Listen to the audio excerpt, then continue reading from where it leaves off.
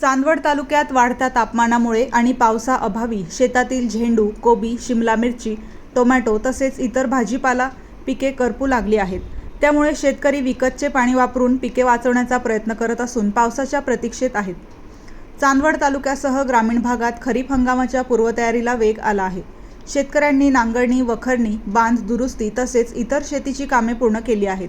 काही शेतकऱ्यांनी टोमॅटो, कोबी आणि शिमला मिरची लागवडीसाठी ठिबक सिंचन व्यवस्था आणि मल्चिंग पेपरचा वापर करून तयार केली आहे। तर काही ठिकाणी झेंडू, कोबी, शिमला मिरची आणि इतर पिकांची लागवडही करण्यात आली आहे। मात्र गेल्या 15 दिवसांपासून पावसाने हजेरी लावलेली नसल्याने शेतकऱ्यांचे लक्ष आता आकाशाकडे लागले आहे। पाऊस कधी पडणार याबाबत अनिश्चितता असल्याने शेतकरी चिंताग्रस्त झाले आहेत। खरीप हंगाम हा शेतकऱ्यांसाठी अत्यंत महत्त्वाचा मानला जातो। मात्र पावसाचे आगमन लांबत असल्याने शेतकरी वर्गात संभ्रम आणि चिंतेचे वातावरण निर्माण झाले आहे। ग्रामीण भागातील शेतकरी मधुकर जाधव, अजित जाधव आणि भारती जाधव यांनी पावसाच्या प्रतीक्षेबाबत आणि सध्याच्या परिस्थितीबाबत आपली प्रतिक्रिया व्यक्त केली।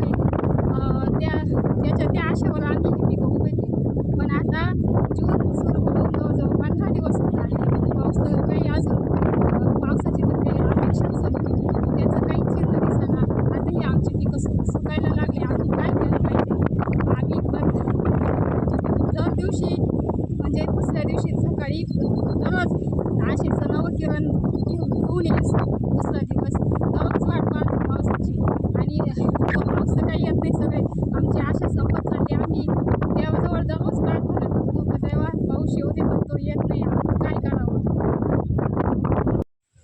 आजची परिस्थिती अशी आहे शेतकऱ्याची का पाणी पडावं अशी शेतकऱ्याची धावपळ आहे आणि पाणी पडायसाठी शेतकरी वाट पाहतोय।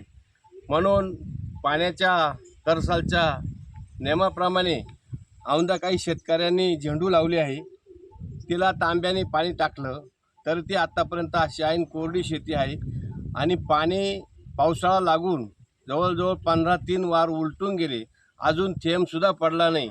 म्हणून आमच्या गावात हे पत्रकार आले, गाव भरवीर, तालुका चांदवड, जिल्हा नाशिक आणि गट नंबर 287/2 भरवीर, म्हणून त्यांनी ही पाहणी केली। शेतकऱ्याचे आज रोजी काय हाल आहे, पाण्याची वाट बघून बघून शेतकरी हैराण झाला आहे। म्हणून शेतकरीसाठी काही जे असतील तर मला वाटतं आत्ता जो पावसाळा उलटून चालला आहे, शेतकरी हवालदिल झाला आहे आणि आत्ताची परिस्थिती पाहिली तर शेतकऱ्याने जे पिकं लावले त्या पिकाला सुद्धा हाय मोकळ्याची पाळी आली। म्हणून सर्व संबंधित पत्रकार आणि आम्ही शेतकरी या शेतामध्ये उभा आहे। आजची परिस्थिती पाहिली तर मला वाटतं आता या जीवनामरणाचा प्रश्न आहे शेतीचा। शेतकऱ्याच्या बाबतीमध्ये कधी सुलतानी संकट तर कधी आसमानी संकट, याला तोंड देत देत शेतकरी आतापर्यंत हवालदिल झाला आणि पाण्याची वाट पाहून पाहून तो थकला आहे। म्हणून शेतकऱ्याच्या बाबतीमध्ये यांना काय असं म्हणायचं आहे, त्यांनी तो वरून निसर्गाचा राजा पडत नाही आणि वर नुसतं ढगाळ आहे, पण आता चांदवड तालुक्यातच तर काय पण नाशिक जिल्ह्यात थेंबसुद्धा पडला नाही। म्हणून ह्या ज्या काही बातम्या आहे ती या खऱ्या शेतामधून आपल्याला प्रत्यक्षात ओरिजिनल पाहायला मिळतात। आजची परिस्थिती ही झाड सुकलेले आहे, या झाडाला स्वतः थेंबर पाणी नाही, आम्ही कप 2-2 कप पाणी टाकतोय आणि झाडं जगवतोय आणि परिस्थितीनुसार आता पुढच्या हप्त्यात किंवा त्याच्या पुढच्या हप्त्यात किंवा आज पडेल किंवा उद्या पडेल या आशेने शेतकरी चिंतातूर झाला आहे। आणि शेतकऱ्याच्या बाबतीमध्ये मला वाटत नाही शेतकरी आता सुखी समाधान होईल, कारण बातम्या प्रत्येकाच्या घरात TV आहे, मोबाईल आहे। कोणी म्हणतं दुष्काळ पडला, कोणी म्हणतं दुष्काळ पडणार आहे, अशावरून बातम्या येतात आणि घरातले माणसं सारखे डोक्याला खाजवत आहे। म्हणून सर्व शेतकऱ्यांच्या डोक्यात एकच आहे, दुष्काळ पडला मग हे पिकच